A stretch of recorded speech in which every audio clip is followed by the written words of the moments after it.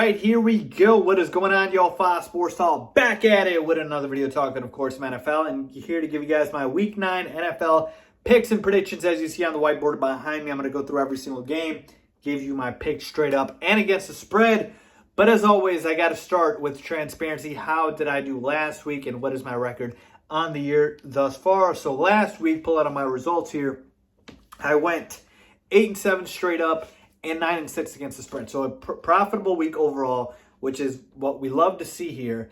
And I'm happy with that. We got to keep the energy rolling. So overall, on the year, that brings my record to the following: 76 and 46 straight up and 65 and 57 versus the spread. So that's good for about a 62 win percentage, and that's good for about a 53 win percentage. I'm trying to take this number all the way to 70, trying to keep this number and pull it all the way to 60. Let's see if we can get that done, but overall pretty happy with how I've done so far. Let's go ahead and go through my Week 9 games and give you guys my picks and predictions for that. All right, so here we go, Week 9. We'll start at the top here with the Thursday night game. We got the Jets and the Colts. Now the Jets surprised everybody, including myself, by pulling off that crazy upset victory over the Jets last week. Mike White, what a performance, 400 yards. Who would have saw that coming? All right, so the Jets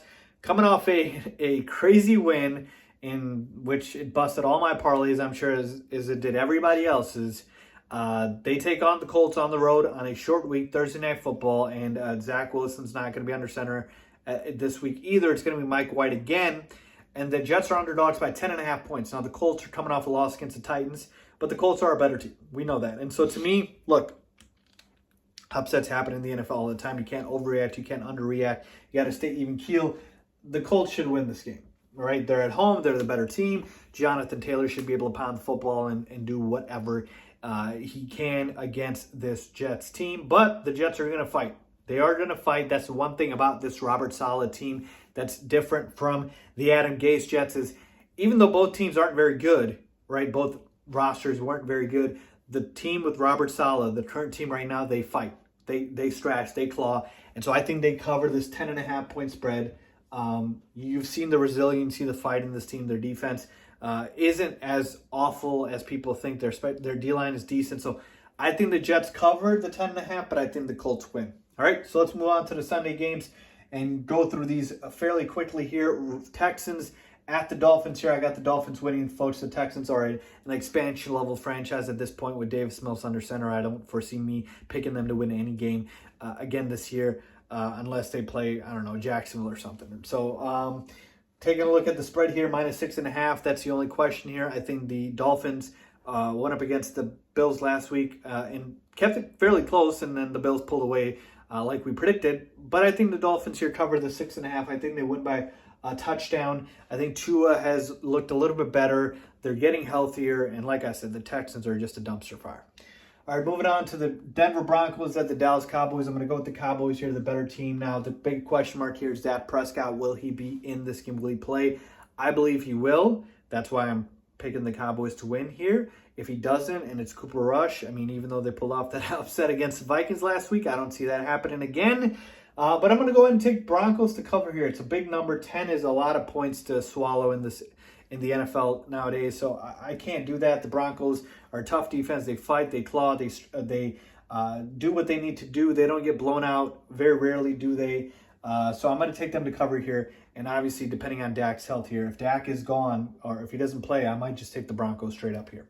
All right, Browns at Bengals, -2.5 in favor of the Bengals. And I'm not surprised by the line. The Browns are the better team, but not right now. And that's the key word. Right now, the Browns are going through a lot of issues, right? We've got the Odell Beckham Jr. drama.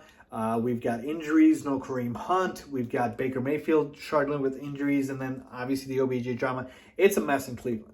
And I can't pick the Browns to win this game with all of the things that are going on. They're on the road, going up against a division rival. The Bengals are going to be annoyed and very angry that they lost against the Jets. And this is the NFL. This is what happens. You lose against the Jets a week before, and I think they come back and they beat the Browns. If this was a full-strength Browns team, though, folks, I would pick the Browns to win, but they're not. And they're not the Browns in the best how should I say this, mental state of health with all of the OBJ news going on right now. So give me the Bengals here to win this game and cover the 2.5. All right. Actually, I'll take the Browns to cover that 2.5.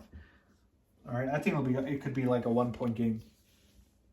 Minnesota Vikings at the Baltimore Ravens. I got to go with the Ravens here. The Vikings have kind of fallen off quickly here, losing again to Cooper Rush last week.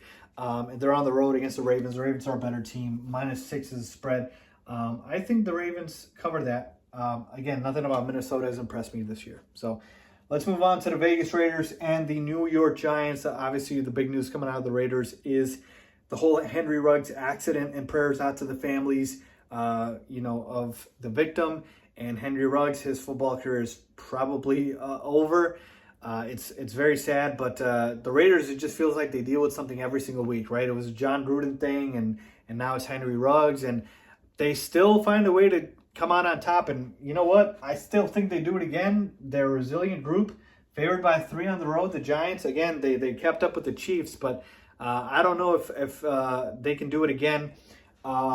They are dealing with a lot of injuries. This is a toss-up for me. I don't feel comfortable. I would probably stay away from this game. I'm just letting you guys know, but I'll take the Raiders here and the Giants to cover the +3, if you will. All right, Falcons at the Saints here, -6 in favor of the Saints. I'm going to take the Saints to win this game. Look, this is how much faith I have in Sean Payton and how little faith I have in the Falcons. The Saints literally are down Jameis Winston, and they're probably going to be starting Trevor Siemian, maybe Taysom Hill, and I still don't trust the Falcons. The Falcons obviously have the issue with Calvin Ridley. He's going to be out for who knows how long with his mental health. Prayers out to him. Hopefully everything's good with him.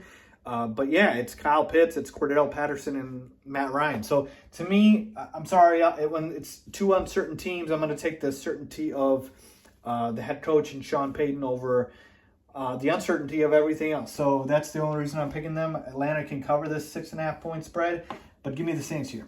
Bills, Jacksonville. We know the Bills are the better team. The only question is, do they cover the 14.5?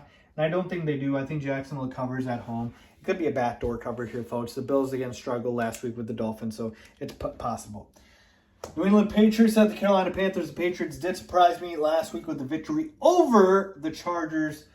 So I'm going to go ahead and give them the respect here, but I do think the Panthers will cover this one. The Panthers have fallen off a cliff, by the way. That's another thing to note here. They should be much better. CMC could be back this week, but I don't trust the Panthers right now. I trust the Patriots more than I do the Panthers.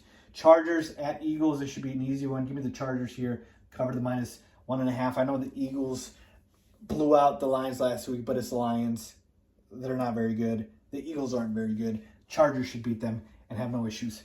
Cardinals, 49ers. I'm going to go and pick the Cardinals here. Keep in mind, it's a 1-point spread, so yeah, they'll cover. But if Kyler Murray, who's questionable, does not suit up, keep that in mind. I would flip it to the 49ers. The 49ers always play the Cardinals stuff. A division game, these always tend to be close. And Kyler Murray, if he's out, flip it to the 49ers. Keep that in mind. So keep up with the news. Green Bay Packers at the Kansas City Chiefs. And folks, I might have to start making these videos later in the week like I'm doing right now, because Aaron Rodgers news just came out. And earlier in the week, I would have picked the Packers to maybe win this game. But now Aaron Rodgers is out due to COVID. And it's going to be the Jordan Love show. And yeah, the Chiefs are going to win this game.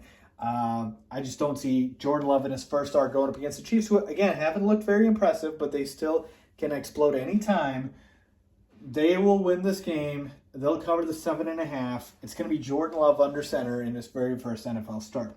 Titans, Rams. You know how I feel about the Rams, the best team in the NFL, and now the Titans lose their best player in Derrick Henry. Give me the Rams, and I'll take them to cover the 7.5.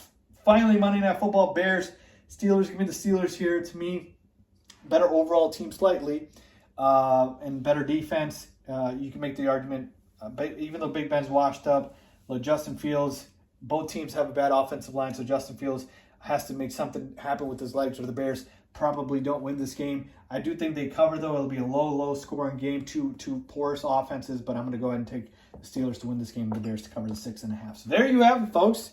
My Week 9 NFL picks and predictions. Let me know if you guys agree, disagree. As always, thanks for watching.